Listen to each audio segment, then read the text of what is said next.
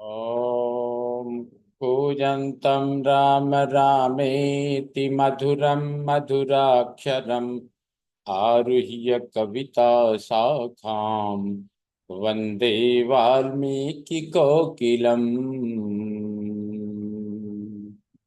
वाल्मीकिर्मुनिसिंहस्य कवितावनचारिणः शृण्वन् रामकथानादम् को न याति पराङ्गतिम्। यः पिबन् सततं रामचरितामृतसागरम् अतृप्तस्तं मुनिं वन्दे प्राचेतसमकल्मषम्। गोष्पदीकृतवारीशं मशकीकृतराक्षसं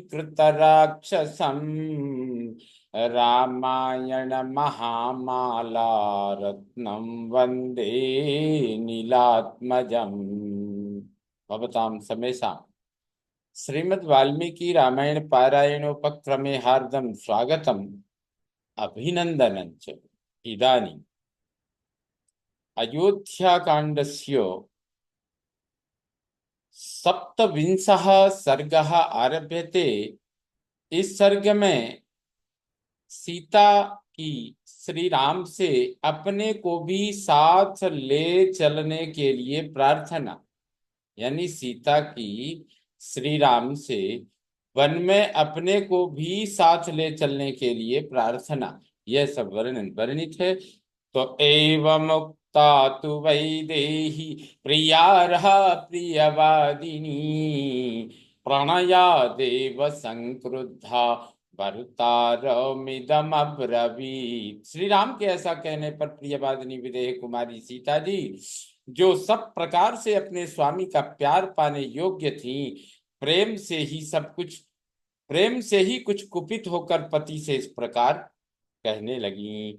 किमिदं भाससे राम वाक्यं लघुतया ध्रुवं त्वया यदपहास्यं मे श्रुत्वा नरवरोत्तम। नरश्रेष्ठ श्री राम, आप मुझे ओछी समझकर यह क्या कह रहे हैं? आपकी ये बातें सुनकर मुझे बहुत हंसी आती है। वीराणाम राजपुत्राणाम शस्त्रास्त्र विदुषाम नृप अनर्हमय सस्यम च न श्रोतव्यम त्वयेदितम। नरेश्वर, आपने जो कुछ कहा है वह अस्त्र शस्त्रों के ज्ञाता वीर राजकुमारों के योग्य नहीं है। वह अपयश का टीका लगाने वाला होने के कारण सुनने योग्य भी नहीं है। आर्यपुत्र पिता माता भ्राता पुत्रस्तथा स्नुषा स्वानि पुण्यानि भुञ्जाना स्वं स्वं भाग्यमुपासते। आर्यपुत्र, पिता माता भाई पुत्र और पुत्रवधू, ये सब पुण्यादि कर्मों का फल भोगते हुए अपने अपने भाग्य शुभाशुभ कर्म के अनुसार जीवन निर्वाह करते हैं। भर्तुर्भाग्यम तु नार्ये का प्राप्नोति पुरुषर्षभ अतश्चैवाहमादिष्टा वने वस्तव्यमित्यपि। पुरुष प्रवर, केवल पत्नी ही अपने पति के भोग भाग्य का अनुसरण करती है, अतः आपके साथ ही मुझे भी वन में रहने की आज्ञा मिल गई है। न पिता नात्मजो वात्मा न माता न सखी जनः इह प्रेत्य च नारीणाम पतिरेको गति ही सदा। नारियों के लिए इस लोक और परलोक में एकमात्र पति ही सदा आश्रय देने वाला है। पिता पुत्र माता सखियां तथा अपना यह शरीर भी उसका सच्चा सहायक नहीं है।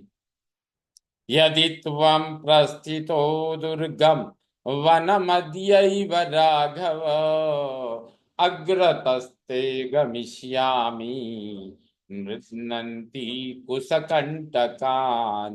रघुनंदन, यदि आप आज ही दुर्गम वन की ओर प्रस्थान कर रहे हैं तो मैं रास्ते के कुश और कांटों को कुचलती हुई आपके आगे आगे चलूंगी। ईर्ष्याम रोषम बहिष्कृत्य भुक्त शेषमिवोदकम नयमाम वीर विस्रब्ध पापम मयि न विद्यते। अतः वीर, आप ईर्ष्या और रोष को दूर करके पीने से बचे हुए जल की भांति मुझे निशंक होकर साथ ले चलिए। मुझ में ऐसा कोई पाप अपराध नहीं है जिसके कारण आप मुझे यहाँ त्याग दें। यहाँ रोष और ईर्ष्या की बात आती है। स्त्री होकर यह वन में जाने का साहस कैसे करती है, इस विचार से ईर्ष्या होती है। और यह मेरी बात नहीं मान रही है सोचकर रोष प्रकट होता है। इन दोनों का त्याग करना यहाँ सीता का इशारा है, इंगित कर रही हैं कि आप ईर्ष्या और रोष को त्याग दीजिए।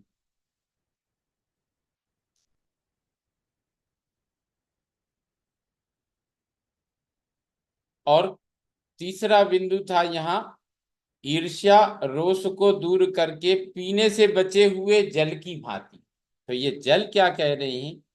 जैसे किसी जलहीन बीहड़ पथ में लोग अपने पीने से बचे हुए पानी को साथ लिए चलते हैं, उसको ये नहीं, उसका जो बच गया उसको फेंकते नहीं, अपने साथ चलते हैं। उसी प्रकार मुझे भी आप साथ ले चलें। यह सीता श्री राम से वहां अनुरोध करते हुए कह रही हैं कि हे वीर, आप ईर्ष्या और रोष को दूर करके पीने से बचे हुए जल की भांति मुझे निशंक होकर साथ ले चलिए। मुझ में ऐसा कोई पाप अपराध नहीं है जिसके कारण आप मुझे यहाँ त्याग दें।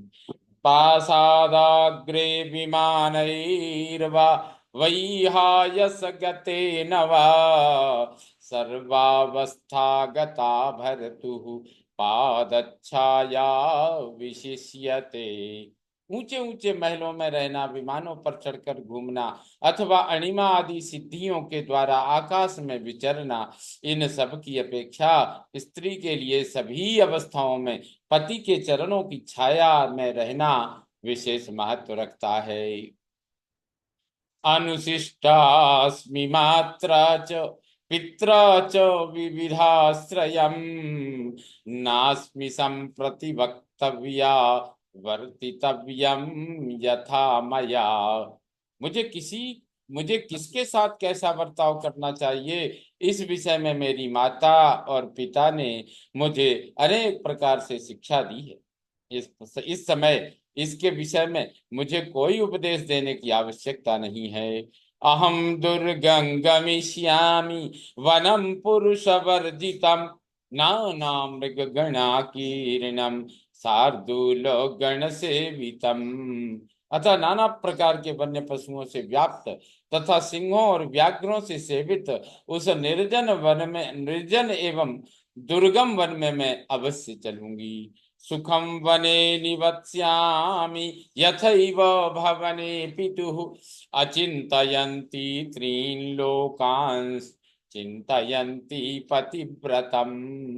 मैं तो जैसे अपने पिता के घर में रहती थी उसी प्रकार उस वन में भी सुखपूर्वक निवास करूंगी। यहाँ तीनों लोकों के ऐश्वर्य को भी कुछ न समझती हुई मैं सदा पतिव्रत धर्म का चिंतन करती हुई आपकी सेवा में लगी रहूंगी। शुश्रूषमाणा ते नित्यं नियता ब्रह्मचारिणी सहरंस्ये त्वया वीर वनेषु मधुगंधिषु। वीर, नियम पूर्वक रहकर ब्रह्मचर्य व्रत का पालन करूंगी और सदा आपकी सेवा में तत्पर रहकर आप ही के साथ मीठी मीठी सुगंध से भरे हुए वनों में विचरूंगी। त्वं हि कर्तुं वने सक्तो राम संपरिपालनम् अन्यस्यापि जनस्येह किम पुनर्मम मानद। दूसरों को मान देने वाले श्री राम, आप तो वन में रहकर दूसरे लोगों की भी रक्षा कर सकते हैं, फिर मेरी रक्षा करना आपके लिए कौन बड़ी बात है। साहम त्वया गमिष्यामि वनमद्य न संशयः, नाहं शक्या महाभाग निवर्तयितुमुद्यता। महाभाग, अतः मैं आपके साथ अब आज अवश्य वन में चलूंगी, इसमें संशय नहीं है। मैं हर तरह चलने को तैयार हूं, मुझे किसी तरह भी रोका नहीं जा सकता। फलमूलासना नित्यं भविष्यामि न संशयः, न ते दुःखं करिष्यामि निवसन्ति त्वया सदा। वहां चलकर मैं आपको कोई कष्ट नहीं दूंगी, सदा आपके साथ रहूंगी और प्रतिदिन फल मूल खाकर ही निर्वाह करूंगी। मेरे इस कथन में किसी प्रकार के संदेह के लिए स्थान नहीं है। अग्रतस्ते गमिष्यामि भोक्ष्ये भुक्तवती त्वयि, इच्छामि परतः शैलान् पल्वलानि सरांसि च, द्रष्टुम सर्वत्र निर्भीता त्वया नाथेन धीमता। आपके आगे आगे चलूंगी और आपके भोजन कर लेने पर जो कुछ बचेगा उसे ही खाकर रहूंगी। प्रभो, मेरी बड़ी इच्छा है कि मैं आप बुद्धिमान प्राणनाथ के साथ निर्भय हो वन में सर्वत्र घूमकर पर्वतों, छोटे छोटे तालाबों और सरोवरों को देखूं। हंस कारंडवा कीर्णा पद्मिनी साधु पुष्पिता, इच्छेयम सुखिनी द्रष्टुम त्वया वीरेण संगता। आप मेरे वीर स्वामी हैं, मैं आपके साथ रहकर सुखपूर्वक उन सुंदर सरोवरों की शोभा को देखना चाहती हूँ जो श्रेष्ठ कमल पुष्पों से शोभित हैं तथा जिनमें हंस और कारंडव आदि पक्षी भरे रहते हैं। अभिषेकं करिष्यामि तासु नित्यमनुव्रता, सह त्वया विशालाक्ष रंशे परम नंदिनी। विशाल नेत्रों वाले आर्यपुत्र, आपके चरणों में अनुरक्त रहकर मैं प्रतिदिन उन सरोवरों में स्नान करूंगी और आपके साथ वहां सब ओर विचरूंगी। इससे मुझे परम आनंद का अनुभव होगा। एवं वर्ष सहस्राणि शतं वापि त्वया सह, व्यतिक्रमं न वेत्स्यामि स्वर्गोपि ही न मे मतः। इस तरह मैं सैकड़ों या हजारों वर्षों तक भी यदि आपके साथ रहने का सौभाग्य मिला तो मुझे कभी कष्ट का अनुभव नहीं होगा। यदि आप साथ ना हो तो मुझे स्वर्गलोक की प्राप्ति भी अभीष्ट नहीं है। स्वर्गे पिच बिना वासो भपिता यदि राघव, त्वया बिना नर व्याघ्र ना हम तदपि रोचये। पुरुष सिंह रघुनंदन, आपके बिना यदि मुझे स्वर्गलोक का निवास भी मिल रहा हो तो वह मेरे लिए रुचिकर नहीं हो सकता, मैं उसे लेना नहीं चाहूंगी। अहं गमिष्यामि वनं सुदुर्गमं, मृगायुतं वा नरवारणैश्च, वने निवत्स्यामि यथा पितुर्गृहे, तवैव पादावुपगृह्य सम्मता। प्राणनाथ, अतः उस अत्यंत दुर्गम वन में जहां सहस्रों मृग, वानर और हाथी निवास करते हैं मैं अवश्य चलूंगी और आपके ही चरणों की सेवा में रहकर आपके अनुकूल चलती हुई उस वन में उसी तरह सुख से रहूंगी जैसे पिता के घर में रहा करती थी। अनन्य भावा मनुरक्त चेतसम, त्वया वियुक्तां मरणाय निश्चितां, नयस्व मां साधु कुरुष्व याचनां, ना तो मया ते गुरुता भविष्यति। मेरे हृदय का संपूर्ण प्रेम एकमात्र आपको ही अर्पित है, आपको ही समर्पित है। आपके सिवा और कहाँ मेरा मन नहीं जाता, आपके सिवा और मेरा मन कहीं नहीं जाता। यदि आपसे वियोग हुआ तो निश्चय ही मेरी मृत्यु हो जाएगी, इसलिए आप मेरी याचना सफल करें, मुझे साथ ले चलें, यही अच्छा होगा। मेरे रहने से आप पर कोई भार नहीं पड़ेगा। तथा ब्रुवाणामपि धर्म वत्सलाम न च स्म सीतां नृवरो निनीशति उवाच चैनां बहुसन्निवर्तने वने निवासस्य च दुःखितां प्रति। धर्म में अनुरक्त रहने वाली सीता के इस प्रकार प्रार्थना करने पर भी नरश्रेष्ठ श्री राम को उन्हें साथ ले जाने की इच्छा नहीं हुई। वे उन्हें वनवास के विचार से निवृत्त करने के लिए वहां के कष्टों का अनेक प्रकार से विस्तार पूर्वक वर्णन करने लगे। इत्यादि से श्रीमद् रामायणे वाल्मीकि आदि काव्ये अयोध्या कांडे सप्तविंश सर्ग संपूर्णतां याति। ओम पूर्णमद पूर्णमिदं पूर्णात् पूर्णमुदच्यते पूर्णस्य पूर्णमादाय पूर्णमेवावशिष्यते। ओम शांति शांति शांति।